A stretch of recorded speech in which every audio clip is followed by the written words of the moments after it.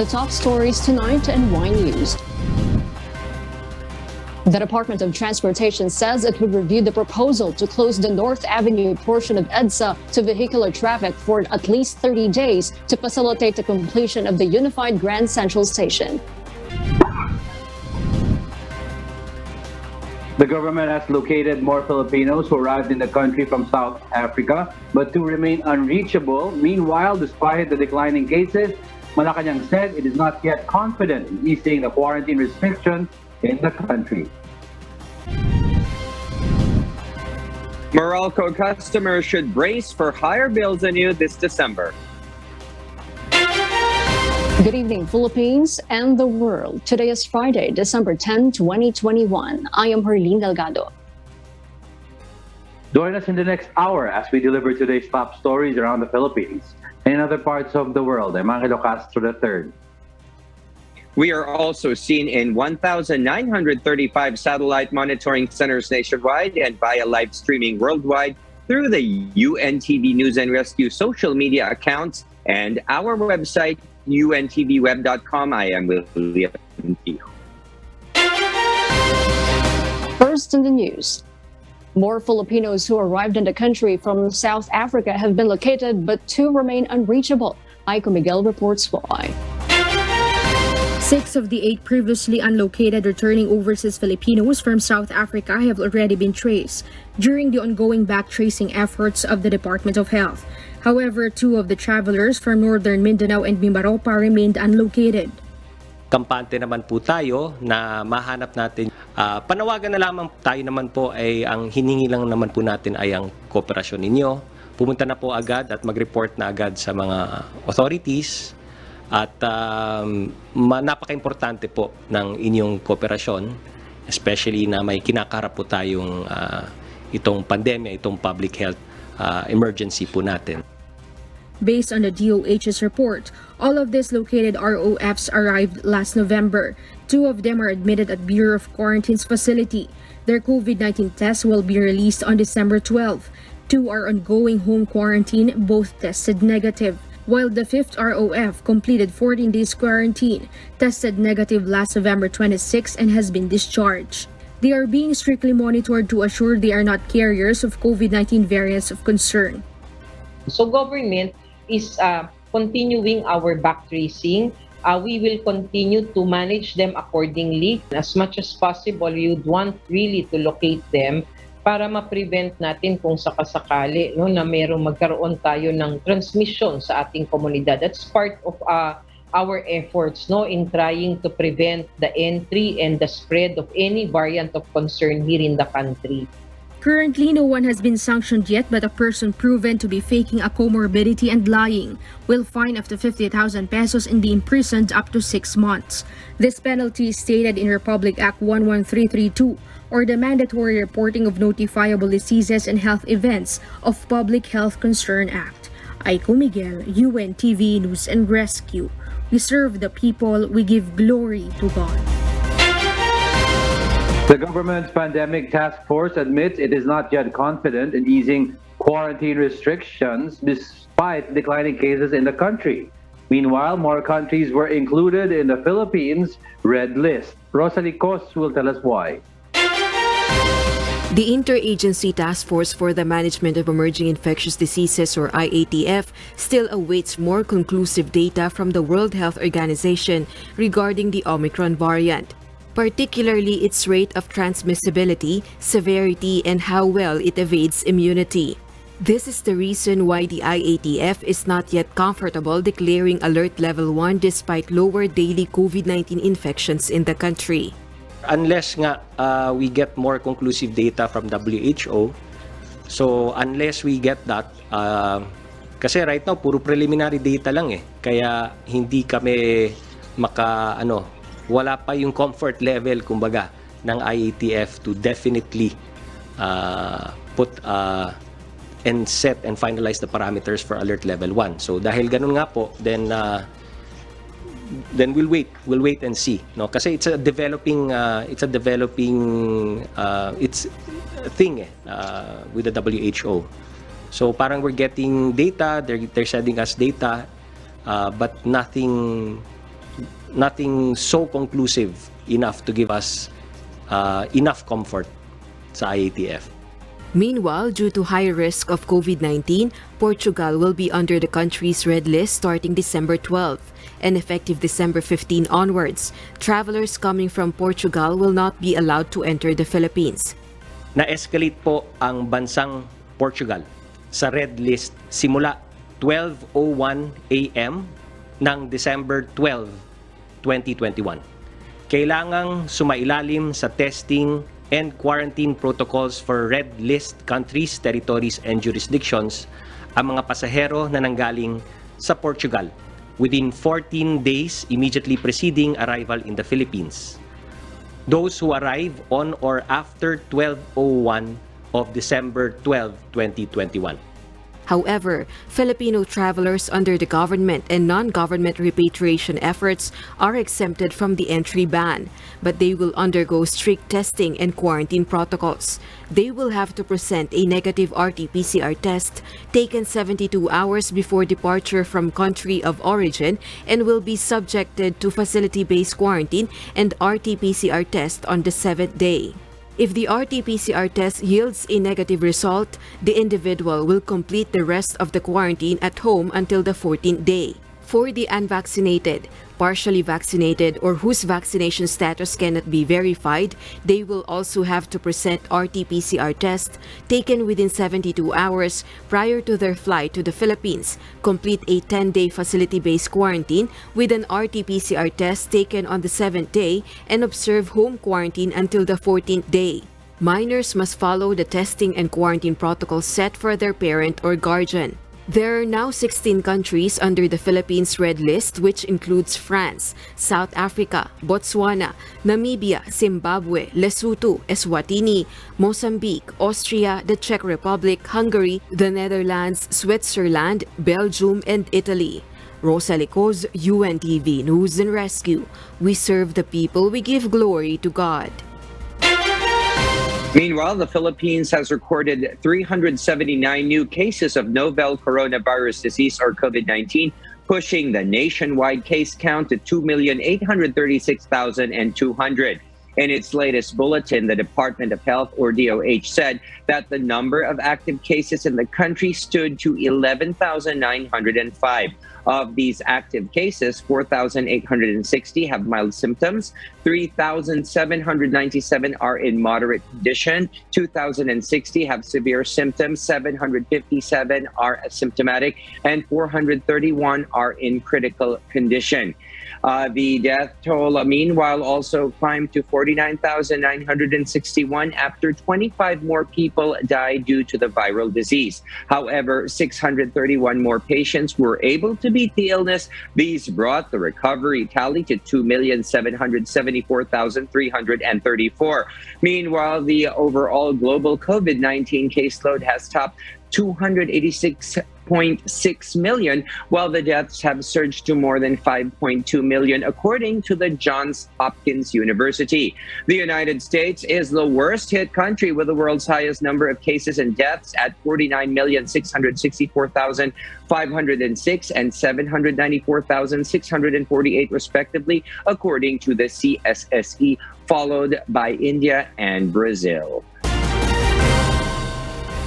A 30-day closure of a portion of EDSA-North Avenue and the Metro Rail Transit or MRT Line 3 North Avenue station has been requested by the contractor of the Unified Grand Central Station in Quezon City. The station, also known as the Common Station, will interconnect the LRT Line 1, MRT 3, MRT 7, and the Metro Manila Subway. The Department of Transportation, or DOTr, says the contractor BF Corporation asked for the suspension of operations of the MRT North Avenue station and the temporary diversion of the EDSA southbound lane segment under the Common Station to expedite the construction works. The contractor noted that their working hours are limited by the turning back of the MRT trains within the construction area and the passing cars along EDSA southbound lane. The DOTr says the contractor will submit a detailed proposal, including the traffic management plan. The proposal will be reviewed and coordinated with the Metropolitan Manila Development Authority or MMDA, local government units, and stakeholders for proper planning and implementation. The UNTV News is still trying to get a comment from MMDA and the Quezon City LGU, but motorists and passengers have mixed opinions on the proposal. Mahirap po kasi commuters din po kasi kami. Kung isasara po yan, malaking traffic po ang mangyayari ngayon. Mas okay na rin po siguro yun para para magawa rin po agad yung urgency ng station po. Feeling po mas maapektuhan po talaga kami, lalo na po yung mga estudyante, lalo na po yung college katulad ko po. Hindi na po kami online, kumbaga. Hindi naman po, kasi po marami naman po kaming rotang madadaanan. Sa amin katulad naming mga rider po, wala po kaming problema. Dahil marami po kaming shortcutan. Para sa akin sir, okay lang naman po. Pagtsatsagaan na lang po namin. Sa ibang ruta na lang po. The common station is expected to serve up to 500,000 passengers daily once completed by March 2022. The management of the Parañaque Integrated Terminal Exchange or PITX projects that passengers going in and out of Metro Manila will reach 85,000 this holiday season. JP Nunez will give us the details live. JP, go ahead. Good evening, Diego. With much easier alert level restrictions, passengers traveling to provinces in Parañaque Integrated Terminal Exchange expected to increase during holiday season. As of now, the daily average of passengers in PITX already reached around 50,000 to 75,000, with kids and senior citizens granted full mobility under alert level restrictions. But PITX expects it will increase up to 85,000 average daily passengers during holiday season, which is nearly similar to pre-pandemic daily passenger level. So inaasahan natin sa pagpasok ng 20 ng Disyembre hanggang sa bagong taon talaga namang mataas ang bilang ng pasahero natin. Naasahan natin na papalo ito anywhere from 80 to 85,000 passengers per day during that season. Passengers are advised to book as early as 48 hours prior to their planned schedules. They may download the PITX app to register online to get ticket and confirm their transportation. It is advised na mag-book po tayo na maaga. May mga online bookings po tayo dyan. And ang nire-recommenda po kasi talaga ng DOTr, ng LTFRB, at least 48 hours before the trip, mag-book na po kayo. Other passengers decided to travel to their provinces earlier before holiday season, avoiding large number of passengers in the terminal. They have prepared documents required by the local government in their respective destinations. Sabi nga, it's better early para hindi ka ba aligagayang magmadali or maglalala. Mas maganda yung maaga. Mas mahalagang maaga para maiwasan lahat ng abala at saka yung makisiksikan ka sa maraming tao. Kasi hindi ang pag akinsin na ito, marami na magsisiuwi yan, di ba? Paalis kasi ako ng January po, kaya uwi muna ako sa pamilya ko habang maaga pa. Yung mga requirements, yung sa mga bata, pinaghanda kami ng birth certificate, tapos yung 13 above, meron kami mga fully vaccinated card, tsaka papunta kaming Bicol. PITX allotted antigen testing booth for those who need it for requirement. However, it is not for free. COVID-19 ambassadors were added to monitor the observance of public health standards such as wearing of face masks and physical distancing. Since LGUs from provinces request for different requirements, Provincial Bus Operators Association of the Philippines advised the passengers to coordinate with their respective destinations. Kung ang pupuntahan nilang LGU nagre-require ng vaccination certificate, kaya dun sa pagsakay sa bus, huwag mo nang pasakayin. Kasi pagdating dun sa doon sa pupuntahan niyang lugar, hindi siya pabababain doon eh. Ika-quarantine siya. Kailangan alam ng pasahero na yung pupuntahan niya kung ano ang requirement ng syudad na pupuntahan niya. Public should also be reminded that point-to-point travel are implemented upon bus travels to lessen the chance of COVID-19 contraction from other terminals, and contact tracing effort will be much easier. Yung contact tracing, madali nating magawa yung contact tracing na ito ay importante para maiwasan natin yung pagkalat ng COVID. At the same time, yung malalaman natin yung saan nagpupunta yung mga pasahero. So, sa amin, sa tingin namin, yung contact tracing ang pinaka-importante. Mabuti na yung pasahero natin na ligtas ang biyahe. Diego, 70% seating capacity on provincial transportations are still being observed to avoid spread of COVID-19, especially since there is a threat of Omicron variant. That is our latest live. Back to you, Diego. Thank you, JP Nunez, reporting live from Quezon City. The Overseas Workers Welfare Association projects similar levels of overseas Filipino workers returning to the Philippines with the pre-pandemic period. Eileen Cerudo will tell us why. Several host countries have eased its travel restrictions this year, according to OWA, increasing the number of returning overseas Filipinos this holiday season. OWA Administrator Hans Leo Kakdak estimates around 80,000 to 100,000 OFWs will return home to the Philippines this December. This will include OFWs on vacation and repatriated overseas Filipinos. Karoon lang kami ng meeting with one of the major airlines at yun nga, yung repatriation effort natin. There will at least be 5 repatriation flights from Saudi Arabia alone. Around 3,000 OFWs from Saudi Arabia and 2,000 from United Arab Emirates are scheduled to be repatriated by the national government. The agency will also repatriate around 2,000 OFWs stranded in red list countries. For stranded OFWs, OWA advised to coordinate with the Philippine Embassy in their host country via their social media pages for the repatriation process and guidelines. They can also contact the numbers in the DFA website or by calling 8834-4000 or 8834-3000. They can also call OWA hotline 1348 or 1349 to contact the Department of Labor and Employment. Travel ban is currently implemented in 16 countries including Portugal. However, OWA explains there are only around 1,000 Filipinos affected in the red list countries. Tingin ko, Kuya Daniel, hindi sila ganun karami. As I said, of the 15, isa lamang yung talagang populated ng OFWs, Italy. And still, ang Italy naman ay hindi kasing tindi ng volume ng say Kuwait or Saudi or UAE.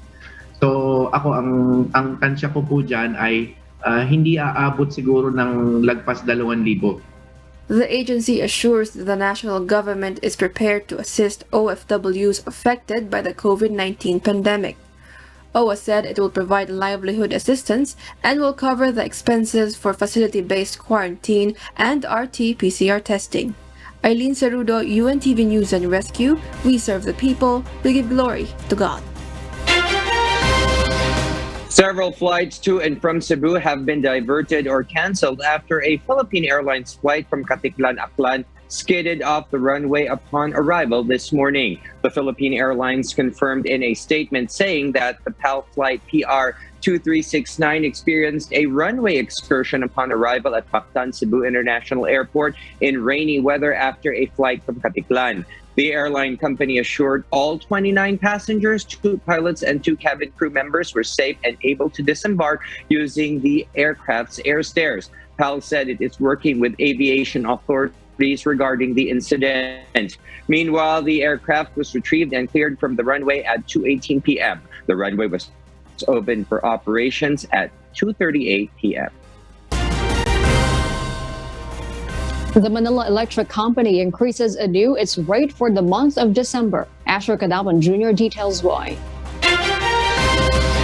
The deferred upward adjustment in November's electric bill contributes to another increase in the rates of the Manila Electric Company this month. The adjustment was brought about by the maintenance shutdown of the Balampaya natural gas facility in October. Kung hindi po kasi yun, of course, the deferred would have been a much higher rate impact na naramdaman ng customers nung nagdaang buwan na Nobyembre. With this, Meralco's generation charge increases anew, resulting to a rate increase of about 31 centavos per kilowatt hour. This equates to an additional 62 pesos in the electric bill in December for customers consuming 200 kilowatt hour, 93 pesos for those consuming 300 kilowatt hour, 134 pesos for 400 kilowatt hour, and 155 pesos for 500 kilowatt hour consumption. Meralco says that despite the increase, several of the bill components decreased, which somehow relieved the impact of the upward adjustment. This is after the resumption of gas supply from Balampaya, which has cheaper costs than other suppliers. The power distributor also says that other power producers has improved dispatch, resulting to an easing of the rate increase. Bagamat ganun yung sitwasyon, kahit pa paano ay meron din namang kaunting magandang mangyayari sapagkat yung charges ng IPPs o yung independent power producers ay bumaba naman po ng 15 centavos per kilowatt hour. Meralco's rate increase this December is its 9th consecutive upward adjustment. Asher Cadapan Jr., UNTV News and Rescue. We serve the people, we give glory to God. The Department of Justice reiterates that no one should fear the anti-terrorism law. Dante Amento tells us why. Anti-Terrorism Council spokesperson and Justice Undersecretary Adrian Sugay assures the anti-terrorism law only targets terrorist individuals and acts of terrorism. Tingin namin dahil dito sa naging desisyon ng Korte Suprema, talagang tuloy-tuloy na ang pag-implementa ng batas na ito at yung implementasyon niya na talagang kung ano lang yung dapat na puntiryahin ng batas, kung ano yung target ng batas ng mga tao. According to Sugay, now that the Supreme Court finally ruled the constitutionality of the law, it really speaks the intention of the law to uphold and protect the civil and political rights of the people. Talagang nilinaw ng Supreme Court kung ano lang ang saklaw nitong batas na ito through yung Section 4. So tinanggal niya ron yung provision kung saan sinasabi na yung mga exercise of civil and political rights na kamukha ng advocacy, protest, stoppage of work, ay okay naman yan, hindi yan act of terrorism, batay sa batas. DOJ was among the agencies which crafted the laws implementing rules and regulations or IRR.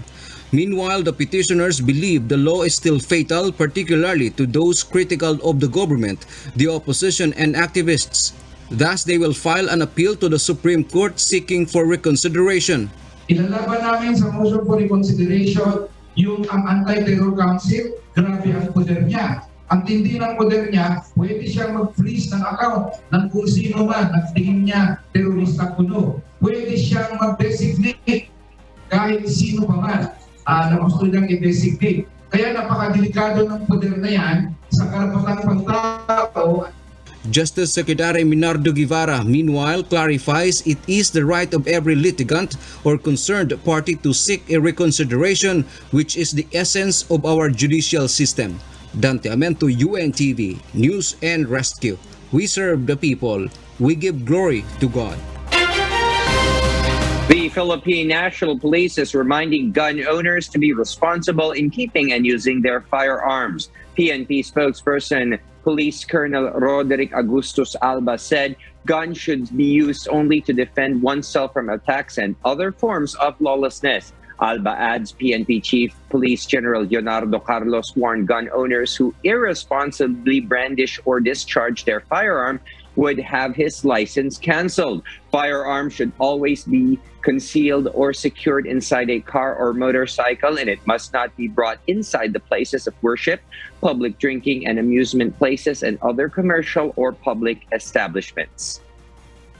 Guns should be used only to defend oneself from attacks and other forms of lawlessness. Hindi po ito ginagamit para magpasikat o mangharas ng kapwa.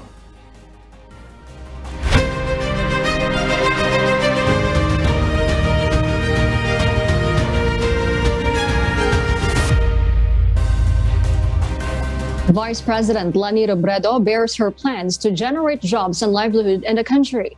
Meanwhile, Senator Panfilo Lacson says he would welcome an endorsement from President Rodrigo Duterte but will not seek it. Nelma Ribohok will tell us why. Vice President Lani Robredo outlines her Hanap Buhay para sa Lahat program, which aims to create more employment opportunities for Filipinos if she wins in the 2022 presidential race. Robredo said the government should first regain the trust and confidence of the public by curbing corruption. Ititigil natin ang korupsyon, ang cronyism at pang-aabuso sa sistema. Bubuwagin natin ang mga sindikatong ginawa ng negosyo ang gobyerno. Gagawin nating patas ang merkado at sisiguruhing may isang salita ang pamahalaan. Robredo promised to focus on developing Filipino industries such as the maritime, climate, technical, and the manufacturing industry.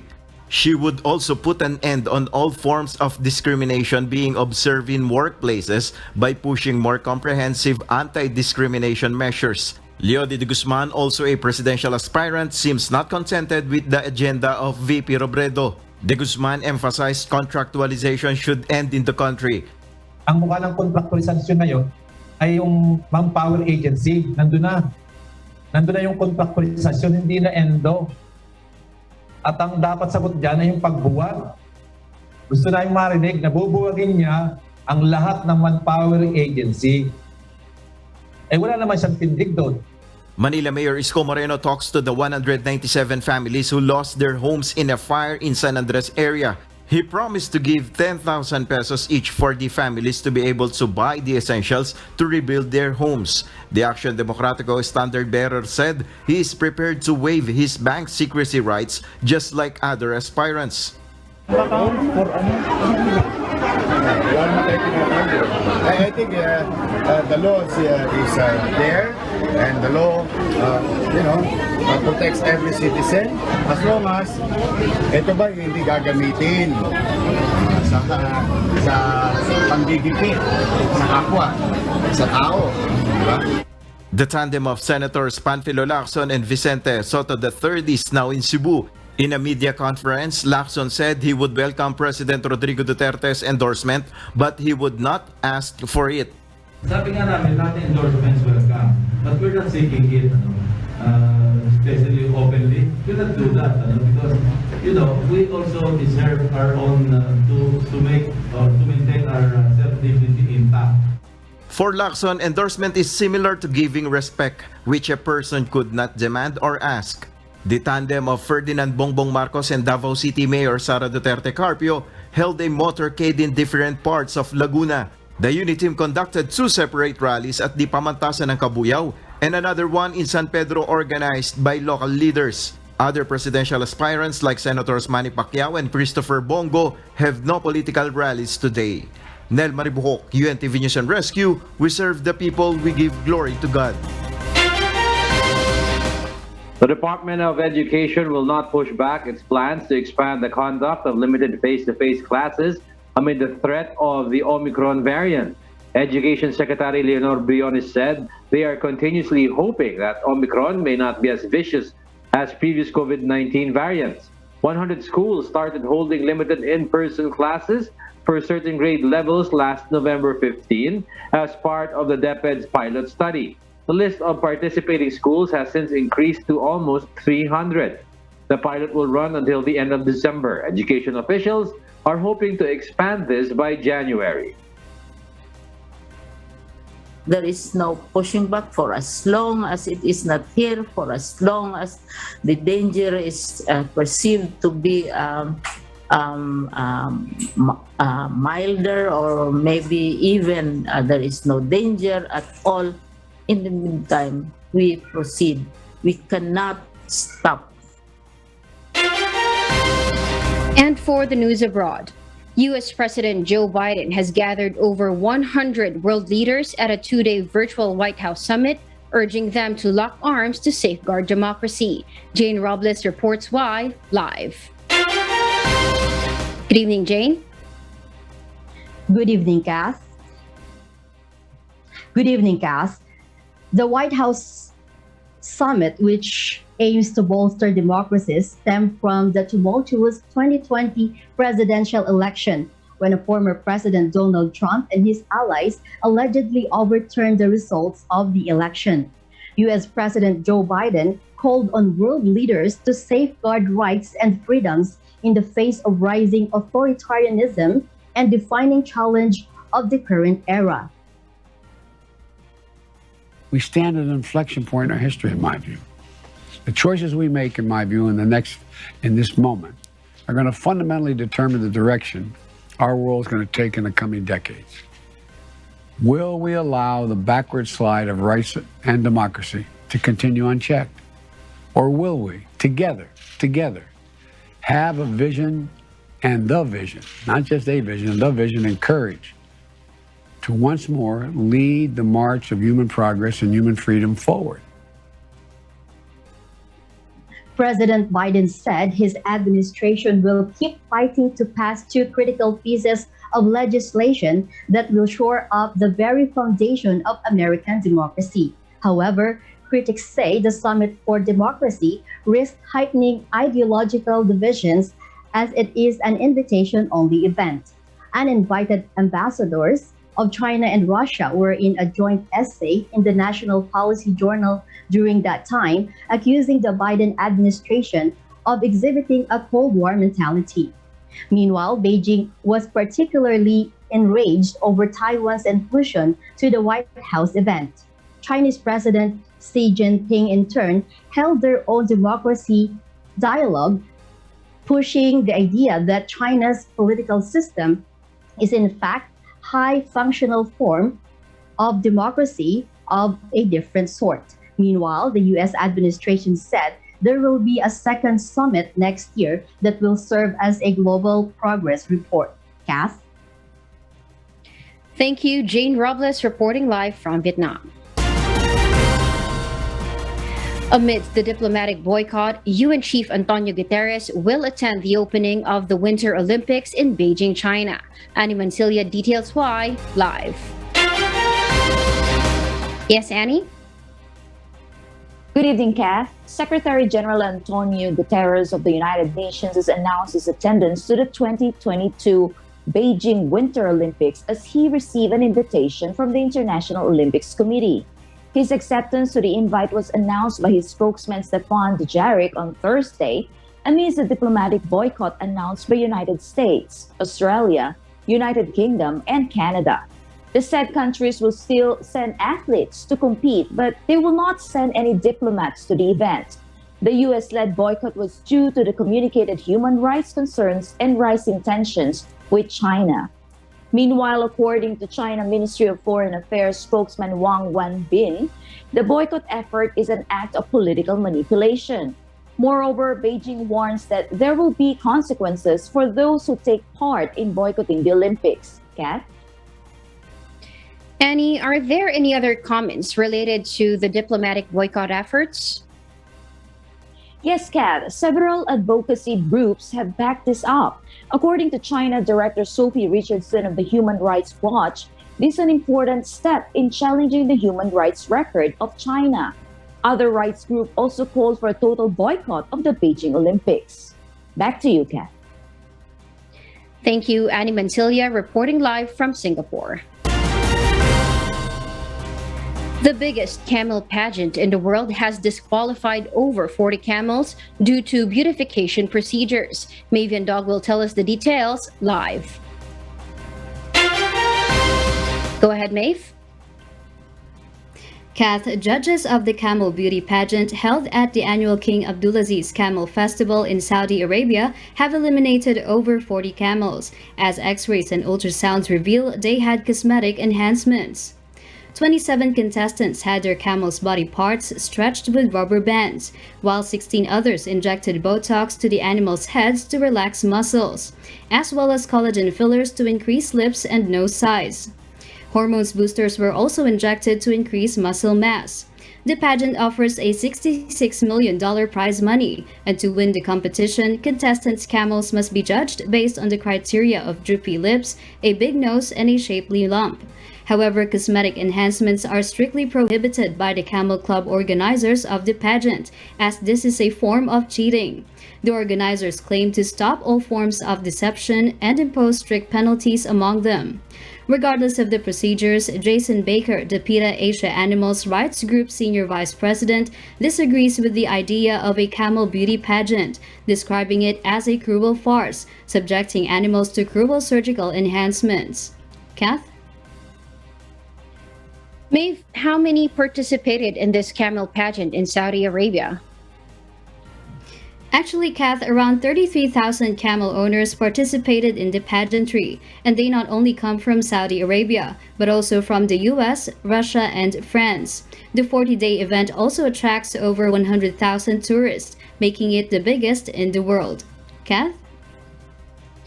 Thank you, Maeve and Dog, for that report live from Australia.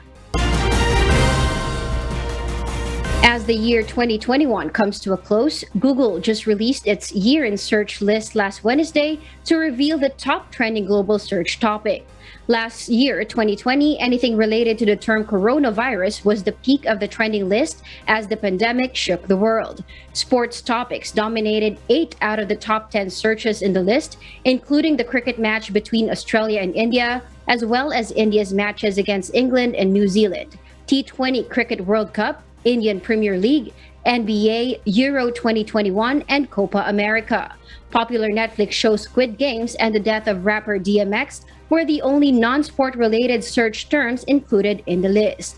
Formerly known as Google Zeitgeist, Year in Search by Google Trends analyzes popular top search queries in Google and then could be explored by country or category. And those are the reasons behind the news in other parts of the globe. I'm Kat Tumaraos, live from Bangkok, Thailand. Good evening. And before we close, we will leave you with a word, giving glory to God. From the book of Proverbs, chapter 24, verse 16. It says, "For a just man falleth 7 times, and riseth up again, but the wicked shall fall into mischief."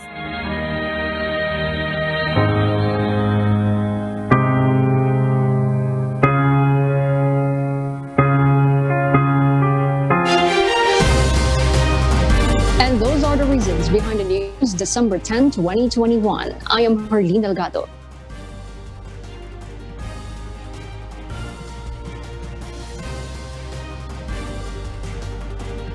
Because we need to know, we will always ask why. I am William Theo. We serve the people. We give glory to God. Unless we get that, kasi right now puro preliminary data lang eh. Kaya hindi kami wala pa yung comfort level kumbaga ng IATF to definitely put and set and finalize the parameters for alert level 1. It is advised na mag-book po tayo na maaga. May mga online bookings po tayo dyan. And ang nire-recommenda po kasi talaga ng DOTr, ng LTFRB, at least 48 hours before the trip, mag-book na po kayo. As much as possible, you'd want really to locate them para ma-prevent natin kung sakasakali na magkaroon tayo ng transmission sa ating komunidad.